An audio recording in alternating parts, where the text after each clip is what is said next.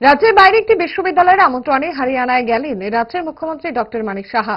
হরিয়ানার গুরগাঁওয়ের এসজিটি বিশ্ববিদ্যালয়ের আমন্ত্রণে সেখানে একটি আলোচনা সভায় অংশ নেন তিনি।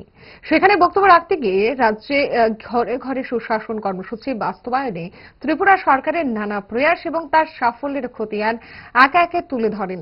এই সুশাসন কর্মসূচি প্রয়োগ করতে গিয়ে সাধারণ মানুষের কি ধরনের স্বতঃস্ফূর্ততা ছিল তারও একটা দিক নিদর্শন তুলে ধরেছেন তিনি।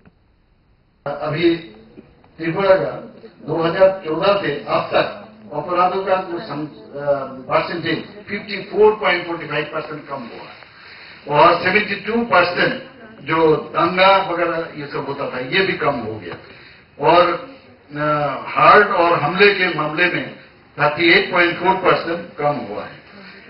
और हम यहाँ पर हमेशा कोशिश करते हैं कि डेमोक्रेसी त्रिपुरा में मेंटेन हो और सभी दल अभी वहां पर काम कर रहे हैं। और अगर अच्छा काम करोगे तो जनता आपको वोट देंगे, उसमें क्या कोई दिक्कत नहीं है। जबरदस्ती किसी का हम लोग नहीं चाहते। पहले ऐसा होता था कि कोई वोट नहीं दे पाते थे।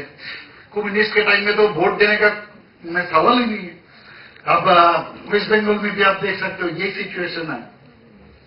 तो मैं समझता हूँ कि आज का ये जो यहाँ पर गुड गवर्नेंस का जो सम्मेलन रखा है ये आने वाले दिन हम लोगों के लिए बहुत ही अच्छा होगा।